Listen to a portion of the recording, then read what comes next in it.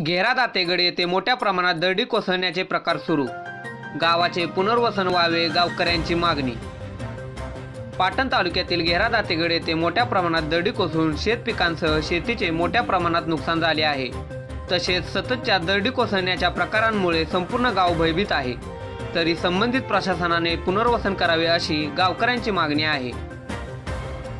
आमचे प्रतिनिधी दीपक मांडवकर यांनी प्रत्यक्ष घेरा दातेगड या गावात जाऊन गावकऱ्यांच्या व्यथा जाणून घेतल्या आहेत। आज आपण घेरा दातेगड या ठिकाणी आलेलो आहे। तर येथील लोकांच्या भरपूर समस्या आहेत की जी घटना घडलेली आपल्या आंबेघरमध्ये त्या घटनेसारखी या ठिकाणी माळीण होऊ नये यासाठी या लोकांच्या समस्या आहेत त्या आपली गावकरी मांडत आहेत। काय तुमची समस्या आमची ही आहे की वरून येणारा कडा आम्हाला धोकादायक आहे आणि दरडी कोसळणे कडा कोसळून आलेला आहे आणि आमच्या गावाच्या बाजूने पण पूर्ण खाली दरी कोसळून गेलेले आहेत आणि अजून बी पाणी त्याच ठिकाणी मुरत आहे आणि अजून बी दरी कोसळण्याचं चालूच आहे।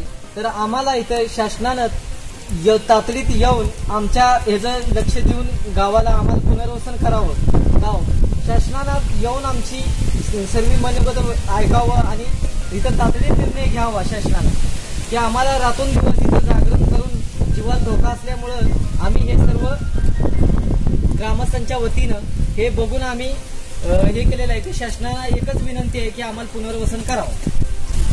तुमचं काय अजून समस्या आहे?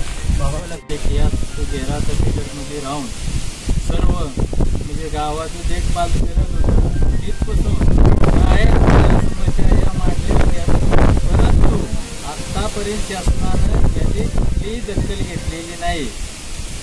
परंतु याच्या पुढं ही म्हणजे शासनानं ही दखल घ्यावी। आमची गोरगरीब म्हणजे बायका मुलं कुठंतरी जातात आणि खालीवर कडे गप्पाडीत राहतात त्याची देखभाल घेऊन त्याचा पूर्णपणे विचार करून ताबडतोड याची दखल घ्यावी हीच पुनर्वसन करावं हीच विनंती। या ठिकाणी आलेलो आहे आणि लोकांच्या समस्या जाणून घेतल्या। या वाटेमध्ये पूर्ण कडा असा कोसळलेला आहे, पूर्ण जमिनीचं नुकसान झालेलं आहे, नाचणी भात यांचं नुकसान झालेलं आहे आणि त्या खालच्या साईडला सुद्धा कडा आहे तर ती सुद्धा तुटण्याची शक्यता आहे। भरपूर ठिकाणी कोसळलेलं आहे, वाडा सुद्धा कोसळलेला आहे।